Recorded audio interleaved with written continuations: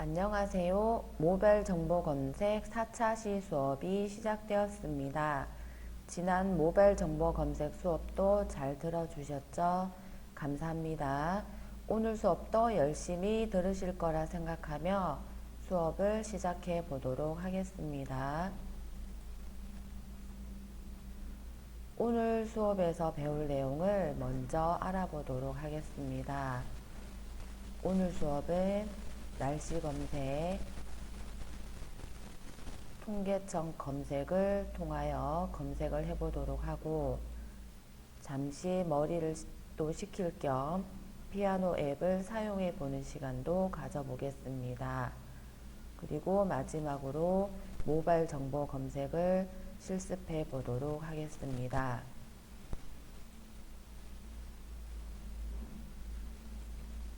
날씨는 나들이나 여행을 갈 때에는 매우 중요한 정보라고 할 수 있겠습니다.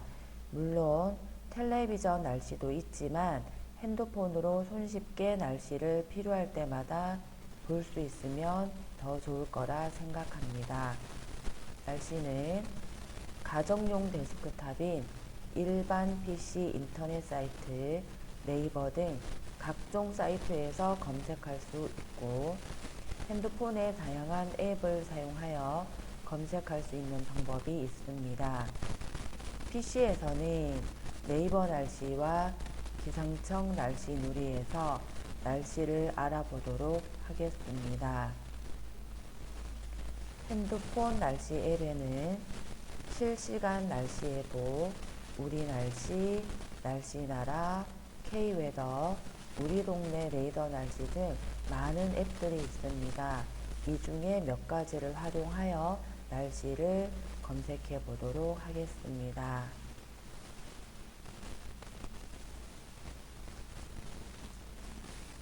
네이버 날씨 검색을 하기 위해서는 먼저 웹사이트에서 네이버를 열어주시고 검색란에 날씨를 입력하여 검색을 하면 날씨를 검색할 수가 있습니다.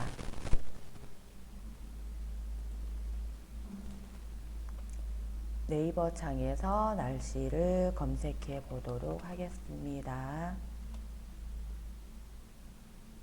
네, 날씨라는 검색어를 입력하여 검색을 하였을 경우에 이렇게 날씨 정보가 나오게 됩니다.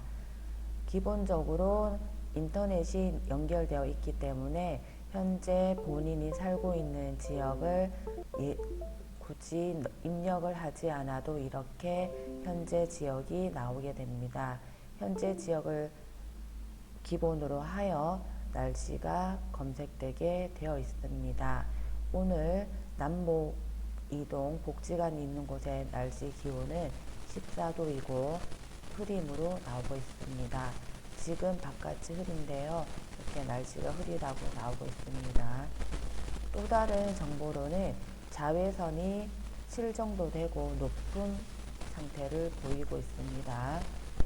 체감 온도를 알 수 있고, 어제보다 오늘이 3도 낮다라는 정보도 나타나고 있습니다. 미세먼지 정보와 초미세먼지 정보도 있고 오존 지수도 보이고 있습니다.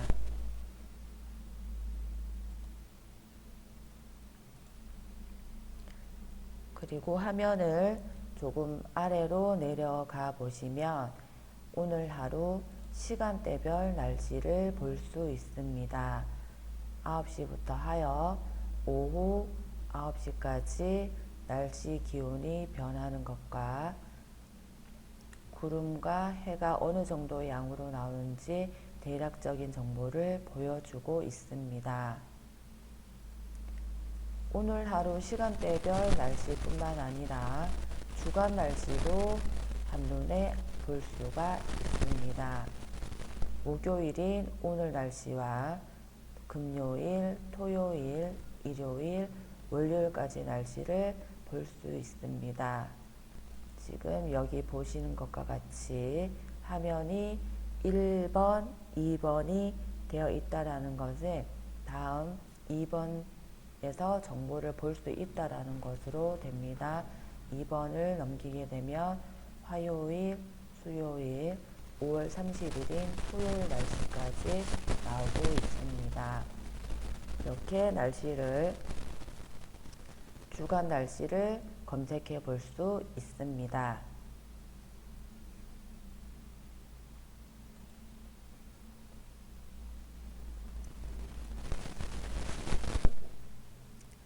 네이버 날씨에 이어서 이번에는 기상청 날씨를 한번 들어가 보도록 하겠습니다. 네이버 날씨는 인터넷 사이트에서 날씨를 검색해 볼 수 있었습니다. 기상청 날씨 누리에 들어가는 방법도 동일합니다. 웹사이트에서 기상청을 검색을 먼저 하셔도 되고, 네이버에서 날씨라고 입력을 하면 아래쪽에 기상청 사이트가 같이 검색이 됩니다. 그런 후에 기상청 사이트에 접속을 하시면 됩니다.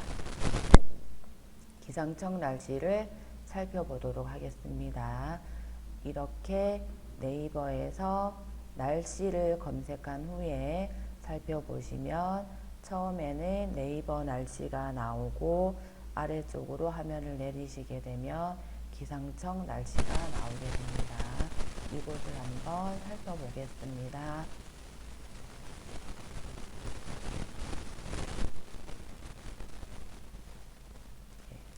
기상청 사이트를 접속을 하니 기상청 날씨 누리로 들어오게 되어 있죠. 기상청 날씨 누리의 종류를 보시면 날씨가 있고 바다 날씨가 있습니다. 그 영상과 일기도가 있고 태풍에 대한 정보도 알아볼 수가 있습니다. 그리고 지진과 하산에 대한 정보 등 다양한 정보를 살펴볼 수 있는 사이트라고 할 수 있겠습니다. 우리나라 지도가 보이시죠? 보시면 바람, 강수와 일기예보를 살펴볼 수가 있습니다. 날씨를 살펴보도록 하겠습니다. 오늘의 날씨, 기상특보, 현재 날씨, 장기예보 등 다양한 메뉴를 살펴볼 수가 있습니다. 오늘의 날씨부터 살펴보겠습니다. 오늘의 날씨를 누르니 여기에서는 서울특별시가 나오고 있습니다. 현재 본인이 있는 위치와 상관없이 대표적인 지역의 날씨가 보여주고 있습니다. 그렇지만 날씨는 현재 본인이 있는 지역이 먼저 궁금하실 테니까 지역을 검색해 보도록 하겠습니다. 날씨를 이렇게 들어오시면 원하는 지역을 이곳에서 선택을 하시고, 울산에서 우리는 동구이니 동구 날씨를 검색해 보도록 하겠습니다. 남북 이동을 눌러주신 후에 요 표시, 별 표시를 눌러보시면 즐겨찾기 등록이라는 메뉴가 뜹니다. 이것을 눌러주시면 이렇게 관심 지역이라고 해서 이곳에 주소가 나타나게 됩니다. 그런 후에 날씨 보기를 클릭하시면 됩니다. 날씨 보기를 클릭하시면 현재 검색했던 지역을 대상으로 이렇게 오늘 날씨가 나오고 있습니다. 좀 전에 살펴보았던 네이버 날씨보다 소수점 한 자리가 더 나와서 조금 더 정확하게 나오고 있는 것을 볼 수 있습니다. 현재 시간과 시간대별로 온도 변화를 나타내고 있습니다. 바람은 북동풍에 14km로 불고 있다라고 나오고 있고요. 오늘 날씨가 흐리긴 하지만 아직 비 소식은 없는 것 같습니다.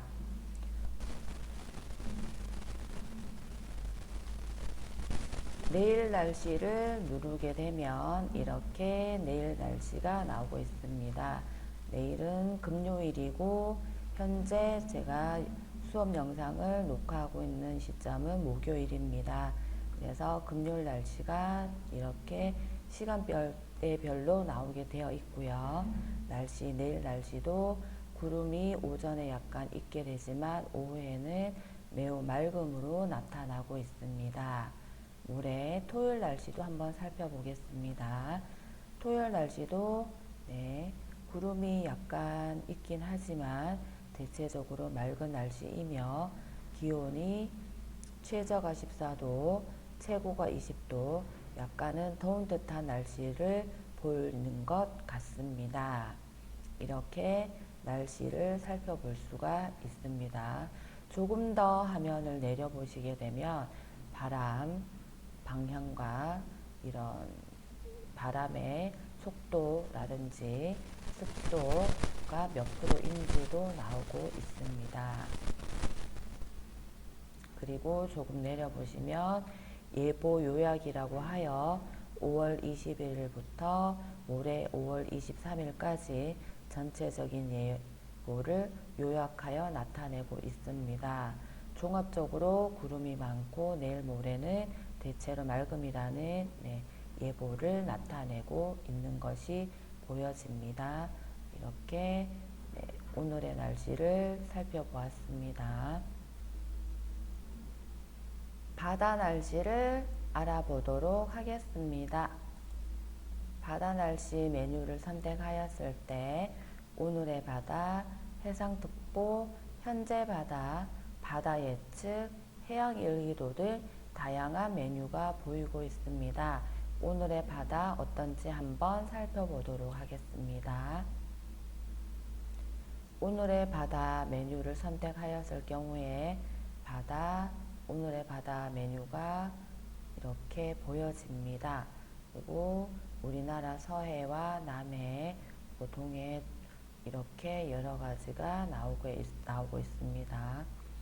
울산이 속해 있는 남해 동부와 동해 남부를 한번 살펴보도록 하겠습니다.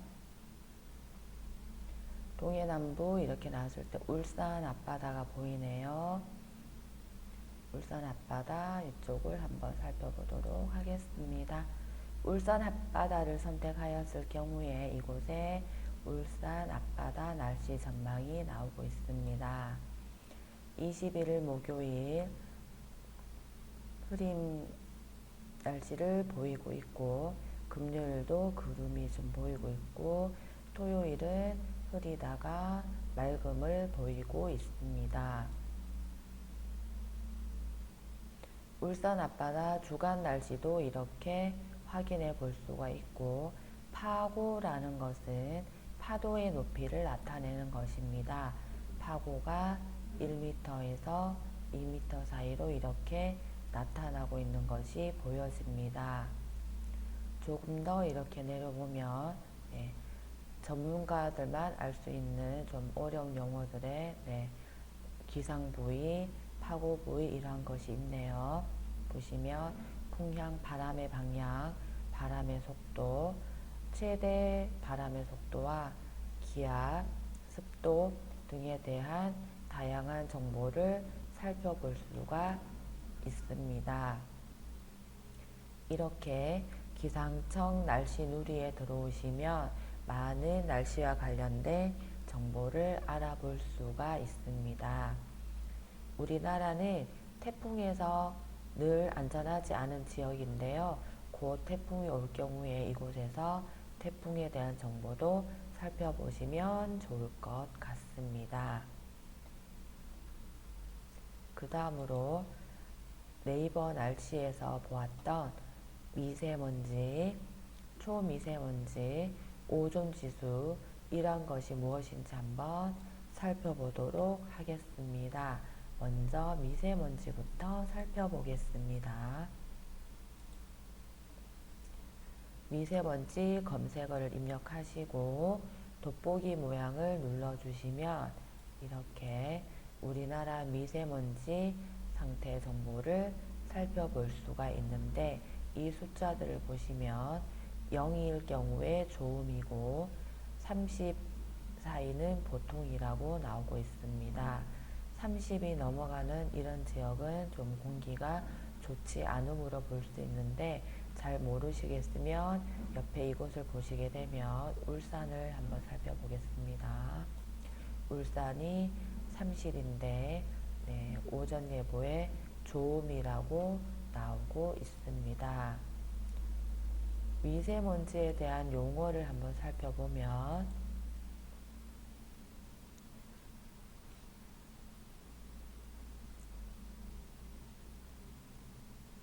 미세먼지는 먼지란 대기 중에 떠다니거나 흩날려 내려오는 입자상 물질을 말하는데, 석탄, 석유 등의 화석연료를 태울 때나 공장, 자동차 등의 배출가스에서 많이 발생하는 것이 먼지라고 나오고 있습니다.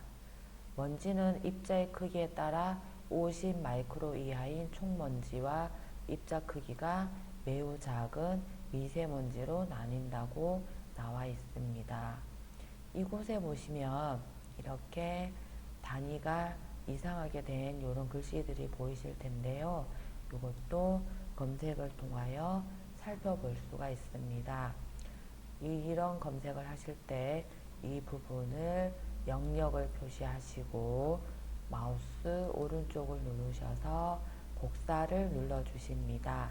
그런 후에 종합 검색 화면을 들어가셔서 이전 검색어는 지워주시고 이렇게 붙여넣기를 하시게 되면 이렇게 붙여넣기가 됩니다. 그런 후에 돋보기 모양으로 검색을 눌러보시면 이 단위는 마이크로미터라고 읽는다고 친절하게 알려주고 있습니다. 이렇게 모르는 단어에 대해서도 검색을 할 수 있다는 것을 알아두시면 좋을 것 같습니다.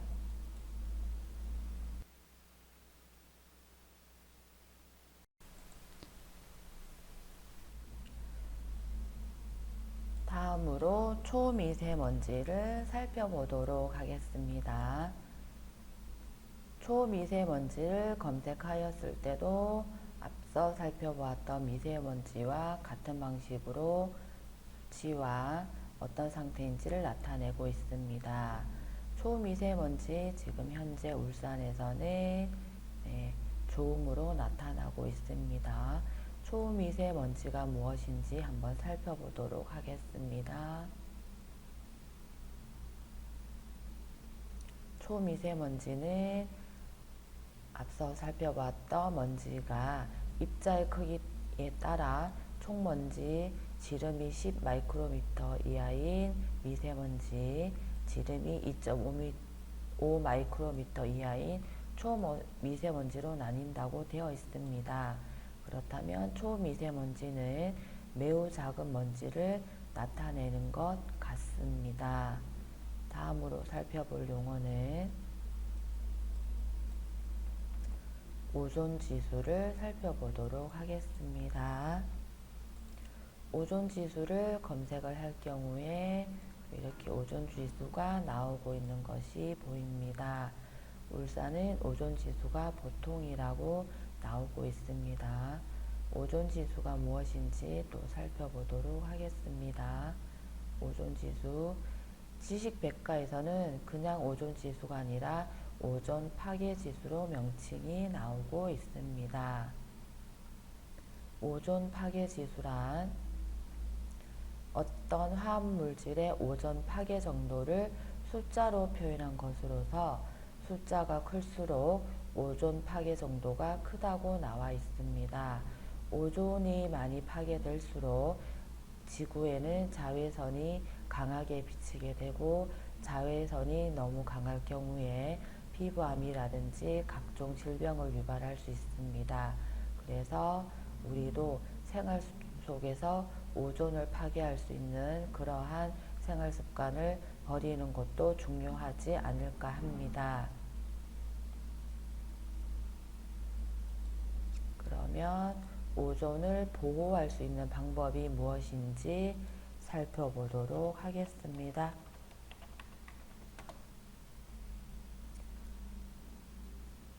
오존층 보호 방법 실천해 주세요라는 이 글을 한번 살펴보도록 하겠습니다. 오존이 많이 망가질수록 지구는 병들어가고 사람에게도 좋지 않은 자외선이라든지 각종 환경 오염이 유발될 수 있으니 오존층을 보호하는 것은 우리에게 매우 중요한 숙제일 것 같습니다. 오존층 보호 방법에 대해서 친절하게 알려준 이곳을 한번 살펴보면, 오존층이 파괴되어서 모든 땅이 갈라지고 습기가 없는 것이 보여지고 있습니다. 화물질 사용 자제를 하는 방법이 있습니다. 화물질을 특히 프레온가스의 살포 원인이 되는 가스형 헤어스프레이 제품이나 에어컨 등의 사용을 자제하는 방법이 있다고 나오고 있습니다. 특히 요즘은 조금만 더워도 에어컨을 많이 틀고 있는데요. 조금 더위도 참으면서 지구 온난화도 방지하는 그런 실천을 해보는 건 어떨까 싶습니다. 두 번째 방법은 낭비를 하지 않는 것이라고 합니다. 무엇보다 프레온가스 자체의 사용을 낭비하는 경우가 많은데, 우리가 일상생활에서 에너지 사용 자체의 낭비를 줄이게 되면 상당량의 오존층 보호에 힘을 쓸 수 있다라고 친절하게 포스팅을 해놓은 것을 살펴보았습니다.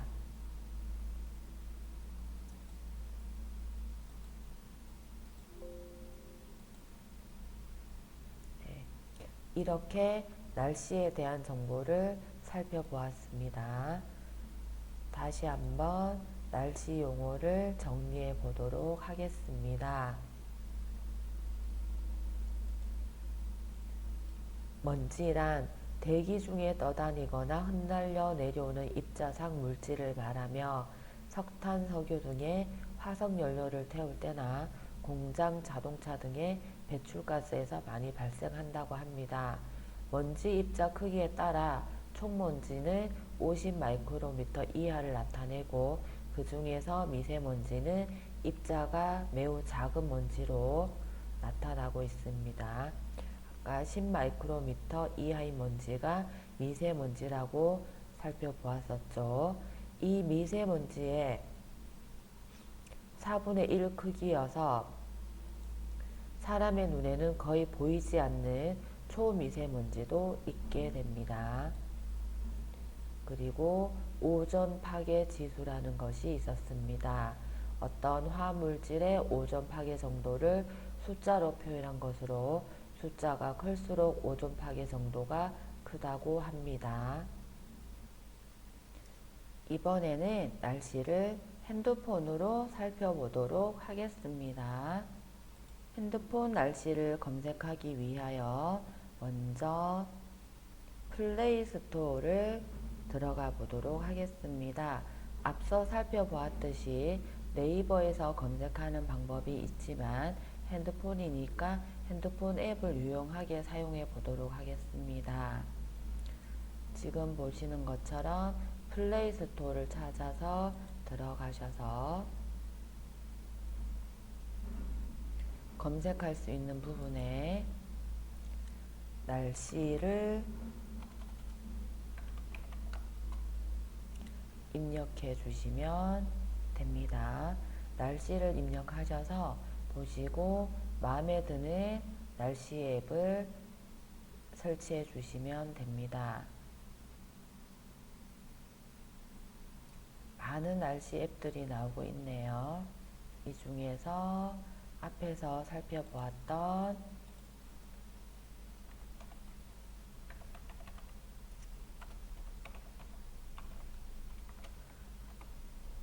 K웨더로 한번 검색을 해보도록 하겠습니다. K웨더 날씨를 검색을 하였을 경우에 K웨더 날씨라고 이렇게 나오고 있습니다.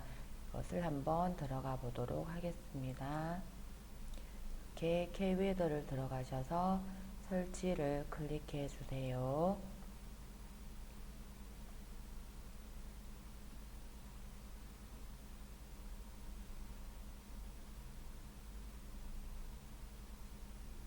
설치가 다 되고 나면 열기를 눌러주시면 됩니다. 반드시 이런 것을 하실 때는 와이파이가 연결되어 있는지 확인하시고 모바일 데이터는 꺼주시면 되겠습니다. 처음에 접속을 하게 되면 이렇게 허용을 하시겠냐라고 나오는데 허용을 하셔야 검색이 잘 됩니다. 이렇게 나오고 있습니다. 네, 화면을 옆으로 넘겼을 경우에 시작하기가 나오게 됩니다. 관심동을 설정해 주세요 라고 먼저 나오고 있습니다. 남목 이동으로 살펴보도록 하겠습니다.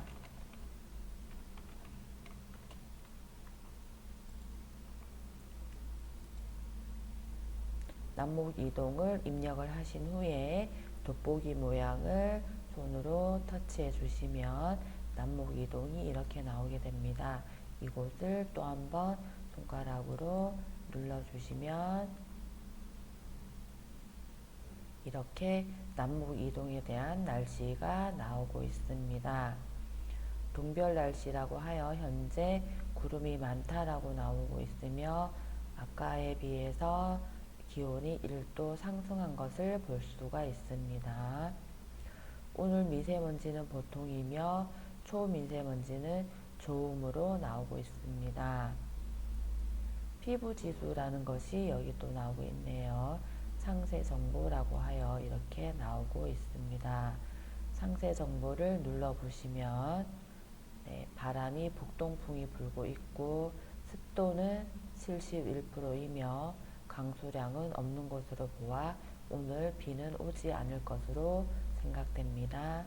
이렇게 하여 이렇게 보시면 기온과 강수 확률과 강수량, 습도, 풍속, 풍량 등에 대한 정보를 살펴볼 수가 있습니다. 이곳을 설치를 하였는데 바로 이곳에서 열기를 들어왔었습니다. 플레이스토어에서 바로 열기를 들어오게 되면 플레이스토어가 계속 실행 중이니 플레이스토어를 먼저 닫아 보도록 하겠습니다. 닫아 주시고 핸드폰에서 날씨가 설치된 앱을 이렇게 눌러 주시면 날씨 앱으로 들어오게 됩니다. 이러한 메뉴들 중에서 왼쪽이나 오른쪽에 막대 3개가 보일 건데 이러한 메뉴는 다른 메뉴를 검색해 볼 수 있는 것입니다. 무엇이 있는지 살펴보도록 하겠습니다.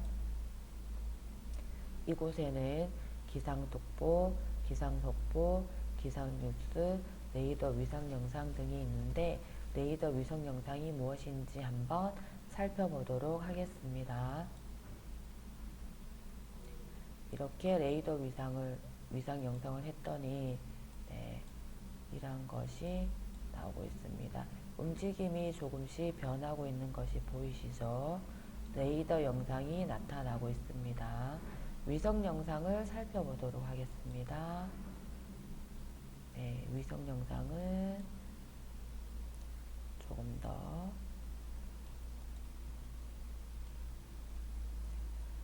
눌렀을 경우에 이렇게 구름이 변화하는 것을 볼 수가 있습니다. 구름이 움직이는 것이 보이시죠?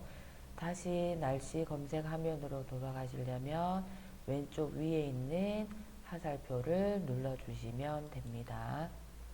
이렇게 돌아왔을 경우에 아랫부분에 보시게 되면 주간 예보가 있고 전국 예보가 있습니다. 주간 예보를 눌러보시면 이렇게 목요일, 금요일, 이렇게 토요일 하여 주간 날씨가 나오는 것을 살펴볼 수가 있습니다. 이렇게 다양한 날씨 앱을 사용하여 생활 속에서 날씨를 검색하여 외출 시에 갑자기 비를 만나는 경우가 없도록 잘 대비하시면 좋을 것 같습니다. 이렇게 날씨에 대해서 알아보았습니다. 이번에는 통계청 검색을 해볼까 합니다. 통계청을 웹사이트에서 검색을 하여 통계청을 들어가게 되면 다양한 메뉴들을 볼 수가 있는데요. 통계청에서 통계를 낸 가장 대표적인 인구 가구, 그리고 고용, 물가, 가계, 산업활동, 보건사회복지, 교육, 농림어업, 교통, 건설주택, 도소매 서비스 등 다양한 분야에서 통계를 낸 것을 확인해 볼 수가 있습니다.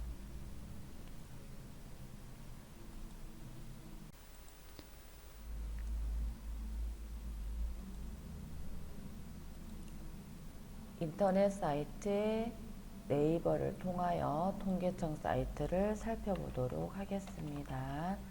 통계청이라고 입력을 하신 후에 검색을 눌러주시면 이렇게 통계청 사이트가 나오게 됩니다. 국가통계 포털이 가장 대표적으로 처음에 나오게 됩니다. 이곳을 한번 들어가 보도록 하겠습니다.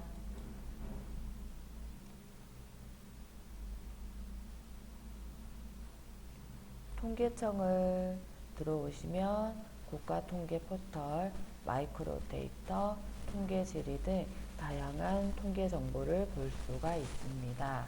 통계 포털에 국내 통계, 국제 통계, 이지방 지표 등 이러한 통계 목록이 있는데 국내 통계를 먼저 살펴보도록 하겠습니다.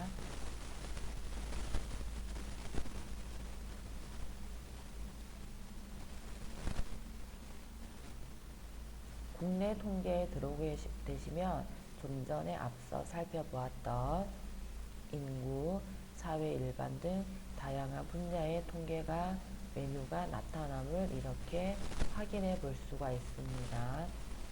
인구 통계가 가장 우리가 알고 있는 일반적인 통계이니 이것을 먼저 살펴보도록 하겠습니다. 인구를 눌렀을 경우에 인구 총조사, 국내 인구 이동 통계 등 다양한 메뉴가 또 보이고 있네요. 인구 총조사를 보도록 하겠습니다. 인구 총조사를 눌렀을 경우에도 하위 메뉴가 몇 가지 나오고 있습니다. 가구 부분을 살펴보도록 하겠습니다. 가구 부분에 1955년도부터 하여 2015년도까지 통계를 하고 있는 것이 보이는데 연도를 살펴보시면 2005년, 2000년, 95년, 2010년 거의 5년마다 한 번씩 인구 통계를 내고 있는 것을 볼 수가 있습니다. 2015년 이후 총조사 가구를 살펴보겠습니다. 전수 부분을 살펴보겠습니다. 굉장히 많은 메뉴가 나오고 있죠. 전수 기본표에서 가구 형태별 가구 및 가구원 읍면동이라는 것이 나오고 있습니다. 클릭을 해보도록 하겠습니다. 이렇게 하면 전국의 가구 수가 얼마이며 이러한 통계 목록을 살펴볼 수가 있습니다.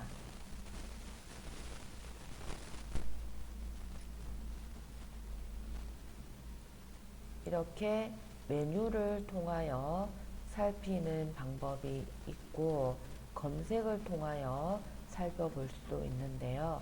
한번 고용을 검색해 보도록 할까요? 고용을 검색했을 경우에 통계청 웹사이트가 보이고 있습니다. 이 나라 지표도 보이는데 이번에는 이 나라 지표를 한번 들어가 보도록 하겠습니다. 이 나라 지표를 나왔을 경우에 취업자 수 실업률 추이라는 것이 보이네요.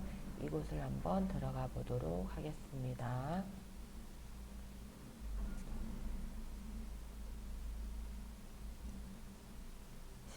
취업자 수 실업률 추이를 들어와 보니 이러한 것이 보이고 있습니다. 그래프가 보이고 있고요. 지금 이 그래프에서 주황색은 전체 취업자 증감을 나타내며 노란색은 농림업 분야이고 연두색은 제조업, 진한 회색은 건설업을 나타낸다고 되어 있습니다. 밑에 보시면 실업자 및 실업률 추이도 나타나고 있습니다. 실업자가 네, 제법 많이 올라가고 있는 것이 보이고 있습니다. 올해 아마 코로나로 인하여 일을 못하고 있는 경우가 많아서 실업이 좀 올라가지 않았나라는 생각을 해봅니다. 이렇게 검색을 통하여서도 통계를 살펴볼 수가 있습니다. 통계청 사이트를 여러 가지를 살펴보게 되면 검색 수업에 조금 더 수월하게 활용할 수가 있으니 시간 나실 때 하나씩 하나씩 메뉴를 살펴보시는 것도 좋을 것 같습니다. 이렇게 통계청 사이트를 살펴보았는데 핸드폰에서도 살펴보도록 하겠습니다. 핸드폰 화면에서도 네이버를 통해 통계청을 살펴보도록 하겠습니다. 네이버를 들어오셔서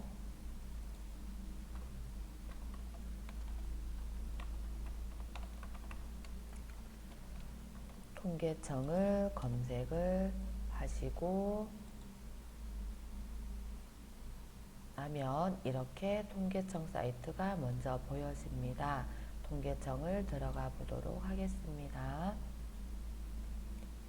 통계청 사이트를 들어오면 조금 더 보기 좋게 배열이 되어 있는 것을 확인할 수가 있습니다. 국제 통계를 들어가 보도록 하겠습니다. 국제 통계를 들어오게 되면 이렇게 주제별 국제 통계가 보이네요. 주제별 국제 통계에서 영토, 인구 부분을 보겠습니다. 국토 면적 처음에 나오는 걸 들어가 보도록 하겠습니다.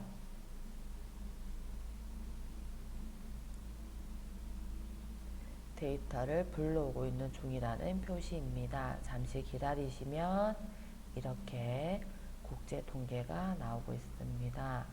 한국이 먼저 이렇게 보여지는 것 보이시죠? 한국을 살펴보면 네, 이렇게 총 면적이 나오고 있고 육지 면적이 나오고 있습니다. 농경지가 보이고요. 농경지 경지, 과수원, 비농경지, 총면적, 네, 2015년도 기준으로 또 이렇게 보여지고 있는 것을 확인할 수가 있습니다. 네, 면적, 국토의 면적은 주로 육지를 나타내는 것인데 총면적과 육지 면적이 차이가 나는 것은 바다도 영토로 인정이 되기 때문에 그렇습니다. 영해라고 하죠. 그 부분도 우리 한국에 속해 있는 부분이 있기 때문에 이렇게 차이가 나는 것을 확인해 볼 수가 있습니다.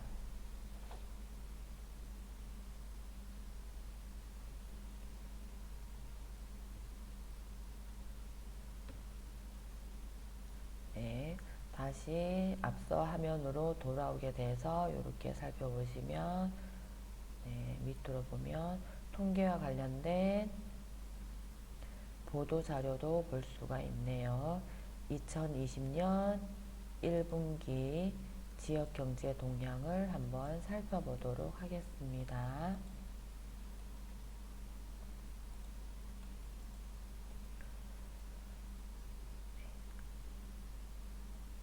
2020년 1분기 지역경제 동향이라는 뉴스가 또 다양하게 보이고 있습니다. 첨부 파일로 나타나 있네요. 보도자료가 이렇게 첨부 파일로도 나타내서 다운로드도 할 수 있고 미리 보기도 할 수 있네요. 미리 보기를 살펴보겠습니다. 네, 미리 보기를 누르시면 이렇게 화면이 보여지는 것이 보입니다. 보도 자료라 굉장히 많은 자료가 보여지는 것을 확인할 수가 있습니다. 네, 이렇게 지역경제 동향에 대해서 살펴볼 수 있는 자료가 있음을 확인해 보았습니다. 통계청 사이트에서도 궁금한 내용을 많이 확인할 수 있으니 궁금하신 것은 개별적으로 검색을 해보는 것이 어떨까 생각합니다. 궁금한 분야에 대해서 이렇게 들어가시면 다양한 통계 조사를 확인해 볼 수가 있습니다. 지금까지 통계청 검색을 해보았습니다. 열심히 공부를 하셨을 것 같은데요. 지금부터는 잠시 머리를 식히면서 음악을 즐겨보도록 하겠습니다. 핸드폰에서 피아노 앱을 사용하여 무료하실 때 한번 연주를 해보시는 것도 괜찮을 것 같습니다. 피아노 앱을 사용하는 방법은 플레이스토어, 핸드폰마다 다를 텐데요.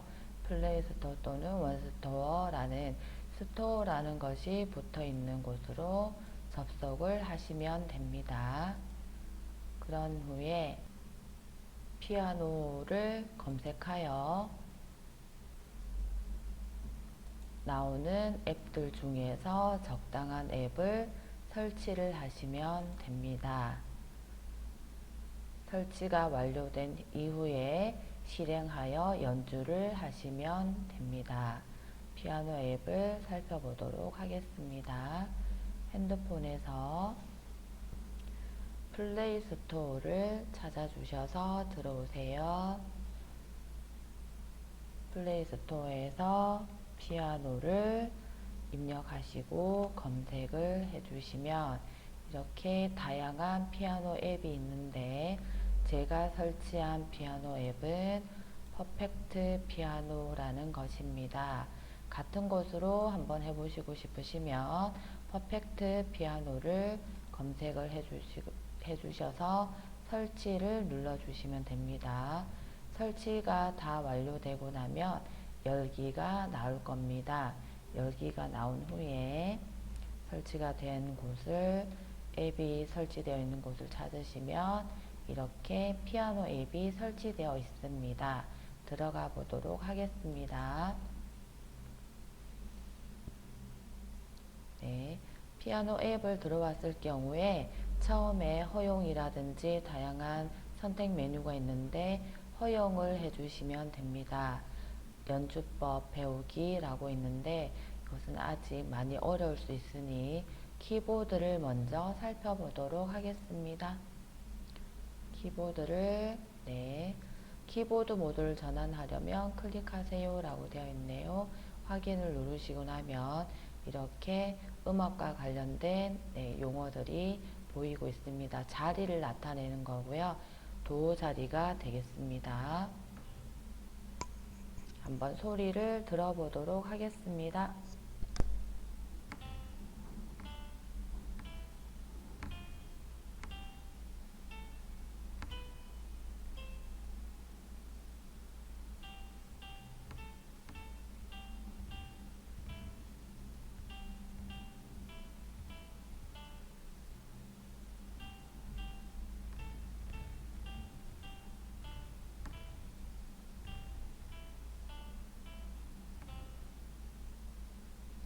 네, 간단하게 학교 소음을 연주해 보았습니다. 원하시는 곡을 차근차근 연습해 보면서 재미를 느끼시는 것도 좋을 것 같습니다. 한 번 더 연주를 해 보겠습니다.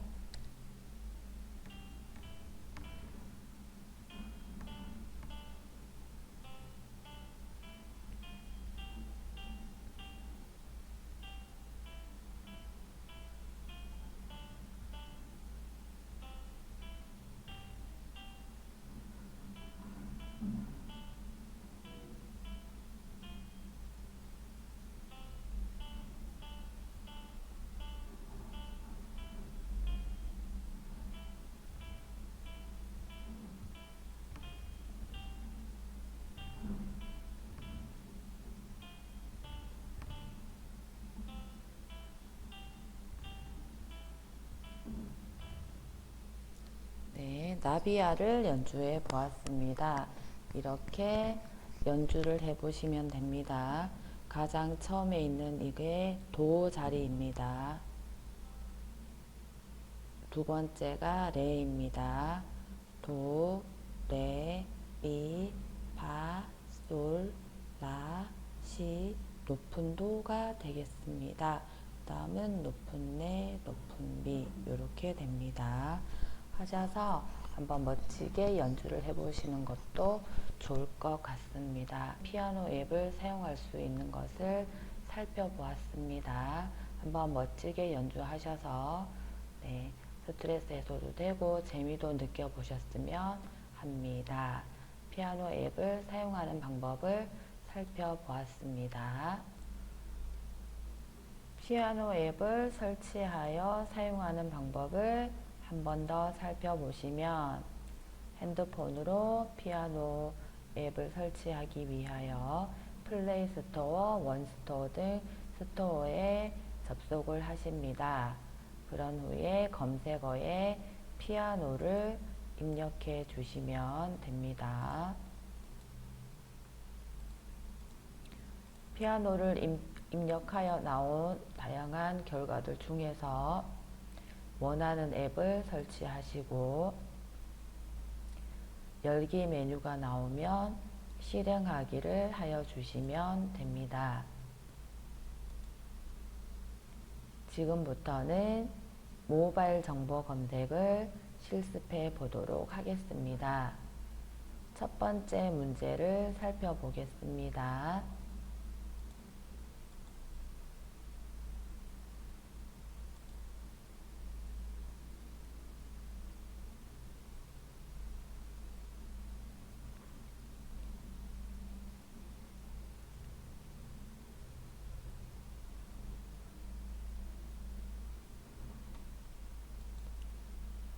이것은 브레인스토밍이나 프로젝트 경영에 사용되어 널리 알려지면서 경영 기법으로도 많이 알려져 있다. 저널 쓰기에서 이것은 한 가지 동일한 일에 대한 마음속에 흩어진 생각과 정보들을 다발처럼 연결된 지도로 그리면서 그 해결책을 찾아가는 것을 말한다. 저널 도구로 사용될 때 이것은 좌뇌와 우뇌 각각의 특성을 살려 양측 두뇌의 종합작용을 도와주며 우뇌를 통해 무작위적인 상태에서 생각의 흐름이 쉽게 이루어지도록 해주고 좌뇌를 통해서 정보들이 쉽게 구성될 수 있는 하나의 구조를 제공한다. 이것의 명칭은 무엇일까? 라고 문제를 내어 보았는데요. 요즘 학교에서 아이들이 많이 쓰는 학습 방법 중에 하나입니다. 핵심되는 언어는 연결된 지도로 그리면서 라는 부분인데 이것과 관련된 용어가 답이 되겠습니다. 하지만 이것이 무엇인지 모른다고 생각하였을 경우에는 검색어를 무엇으로 할 것인지 생각을 해보셔야 하는데 주로 잘 모르시겠다 하실 경우에는 첫 번째, 두 번째 있는 검색어를 문장으로 이용하여 검색을 하시면 좋을 것 같습니다. 검색을 한번 해보도록 하겠습니다.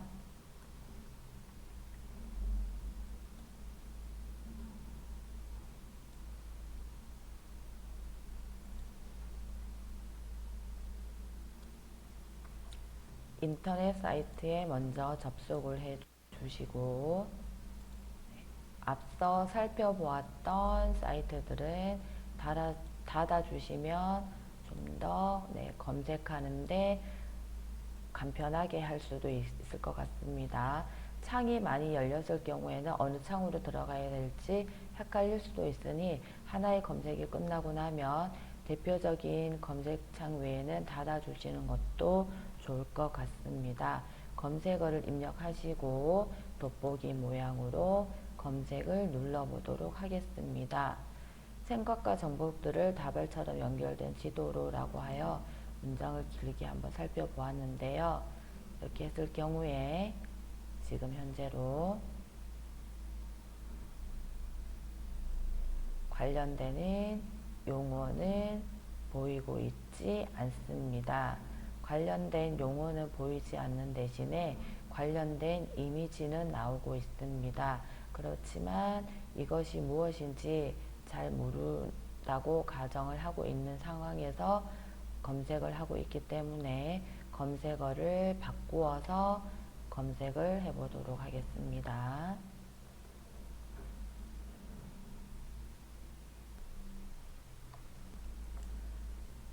검색어를 입력하여 검색을 해보았습니다. 이렇게 검색어를 입력하였을 때 나온 결과들 중에 답이라고 생각하는 핵심 단어를 찾는 것이 중요합니다. 지금 이렇게 했을 경우에 나오는 단어들 중에 마인드맵이라는 단어가 보이고 있습니다. 그러면 이것이 정답과 가까울 가능성이 높은데요. 마인드맵을 한번 다시 검색을 해보도록 하겠습니다. 마인드맵으로 검색을 하여 보면 지식백과에서 클러스터 기법이라고 먼저 나오게 됩니다. 이곳을 들어가 살펴보도록 하겠습니다.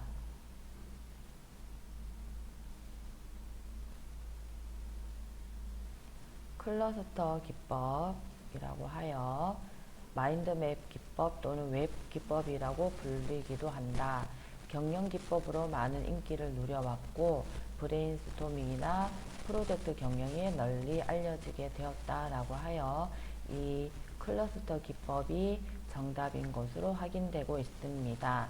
클러스터 기법이라고 하여도 되고 마인드맵 기법이라고 하여도 됩니다.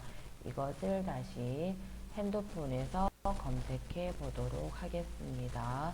네이버 웹사이트로 검색을 해보도록 하겠습니다. 검색어를 넣어서 검색을 해보도록 하겠습니다. 핸드폰에서도 마찬가지로 잘 찾을 수 있는 핵심어를 요약하여 검색어로 사용하시면 될 것 같습니다. 브레인스토밍 기법 중에 하나로 이렇게 하여 검색을 하였을 경우에 아래쪽을 보시게 되면 클러스터 기법이라는 말이 나오고 있습니다.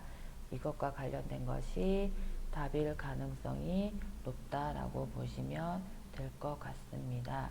이렇게 하여 2차 검색어로 클러스터 검색이라고 해보겠습니다. 클러스터 기법을 검색해 보도록 하겠습니다. 클러스터 기법을 검색했을 경우에 이렇게 답을 찾아갈 수가 있는데요. 중요한 것은 이러한 핵심되는 단어를 잘 찾아주는 것이 많은 연습으로 이루어진다는 것 꼭 명심하셔서 많은 연습으로 검색을 잘할 수 있었으면 좋겠습니다. 이렇게 첫 번째 문제를 살펴보았는데요. 첫 번째 문제에서 검색어로 활용할 수 있는 핵심어는 브레인스토밍과 흩어진 생각들을 이라는 이 부분을 검색어로 활용해 보았습니다. 이렇게 첫 번째 줄에서만 했을 경우에 답이 잘 안 나올 경우에는 핵심 단어 몇 가지 단어들을 조합하여 답을 찾는 것이 필요합니다. 그러기 위해서는 많은 연습이 필요하다고 했습니다. 연습을 많이 하셔서 검색을 아주 잘하시는 수강생 여러분이 되셨으면 좋겠습니다. 답을 확인해 보도록 하겠습니다. 첫 번째 문제의 답은 클러스터 기법 또는 마인드 기법, 마인드맵 기법, 웹 기법 세 개 중에 하나를 답으로 해주시면 되고 인터넷 주소도 이렇게 넣어주시면 되겠습니다.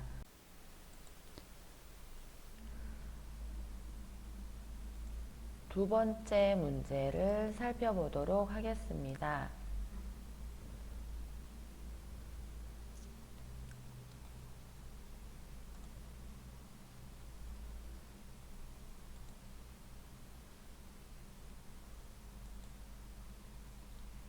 이것은 우리나라 성곽문화의 백미로 꼽힌다. 우리나라는 물론 외국 성곽의 장점만을 흡수해 완벽하게 건설된 도시 성곽이며 세계 최초의 계획된 신도시라는 점에서 주목할 만하다. 18년 2월에 시작하여 2년 6개월 만에 완공을 이룬 것은 당대에 동원할 수 있는 모든 능력과 기술을 집약시켰다라는 문제입니다. 우선은 핵심되는 키워드라고 할 수 있는 부분은 정조 때 만들어졌다는 것이고, 우리나라 성곽의 백미로 꼽히며 완벽하게 건설된 도시 성곽이며 세계 최초의 계획된 신도시라는 이런 것을 살펴볼 수 있는데, 이 중에서 세계 최초의 계획된 신도시와 정조를 조합하여 검색을 한번 해보도록 하겠습니다.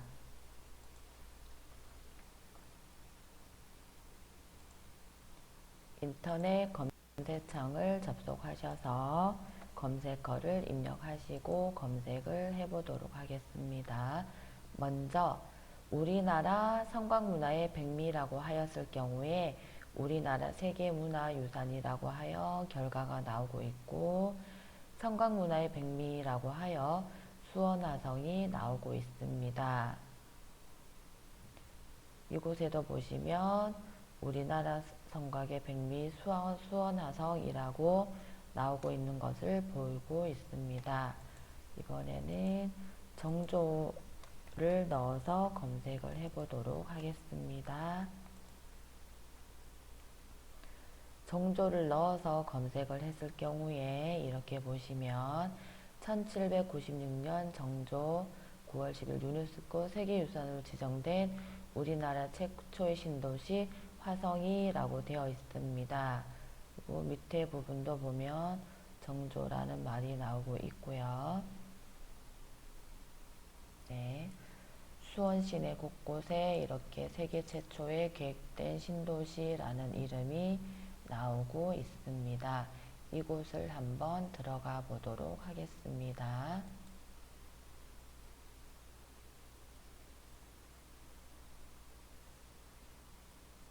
이렇게 검색된 곳을 나오게 되면 정약용이라는 인물이 나오게 됩니다. 정조 때 있었던 수원화성을 세운 1등 공신이라고 할 수가 있겠습니다. 1796년 세계유산 우리나라 최초의 신도시 화성이 10년일 걸릴 거라는 예상을 깨고 2년 반의 공사로 완공되었다라고 나와 있습니다. 정약용에 대한 기사였음을 확인할 수가 있습니다.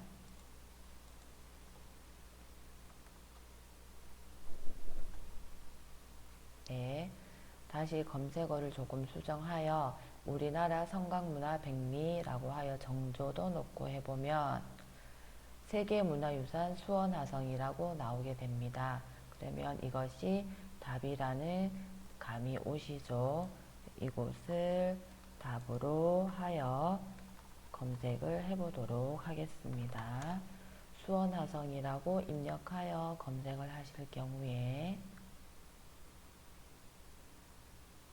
지식백과에서 답을 찾아주면 좋다고 하였습니다. 지식백과를 보도록 하겠습니다. 지식백과 수원화성을 들어가 보시면 이렇게 수원화성에 대한 결과를 확인해 보실 수가 있습니다. 세계 최초의 계획된 신도시라는 말이 나오고 있습니다. 정조 18년이라는 말도 나오고 있고, 그러면 답이 수원화성임을 확인해 볼 수가 있습니다. 이것을 다시 핸드폰에서 검색해 보도록 하겠습니다. 핸드폰에서 똑같이 검색어를 입력하시고 검색을 해보시면 이렇게 우리나라 성곽문화의 백미라고 하여 수원화성이 나오고 있음을 확인할 수가 있습니다. 수원화성으로 다시 검색을 해보면 이렇게 수원화성에 대한 많은 결과들을 확인해 볼 수가 있습니다. 수원화성에 대한 결과 중에서 지식백과를 눌러서 확인해 보도록 하겠습니다. 지식백과를 눌러서 확인했을 경우에 이렇게 수원화성에 대한 결과를 확인해 보실 수가 있습니다. 이 부분에서도 우리나라 성곽문화의 백미라고 나와 있고 정복 18년이라는 말도 나오고 있습니다. 정답은 수원화성임을 확인해 볼 수가 있었습니다. 답을 확인해 보도록 하겠습니다. 정보검색 두 번째 문제 답은 수원화성으로 나오고 있네요. 잘 검색해 보아주셔서 감사합니다. 오늘 수업은 여기에서 마무리를 할 예정입니다. 과제를 영상과 함께 올려놓을 예정이니 과제를 잘 해주시는 것 아시죠? 과제를 꼭 해주셔서 올려주시면 감사하겠습니다.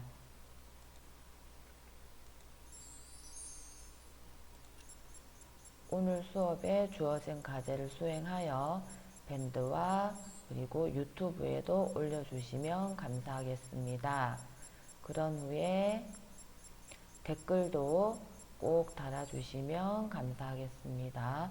유튜브와 밴드에 동시에 댓글을 꼭 달아주시면 좋겠습니다. 오늘 수업도 열심히 들어주셔서 감사합니다. 다음 시간에 뵙도록 하겠습니다.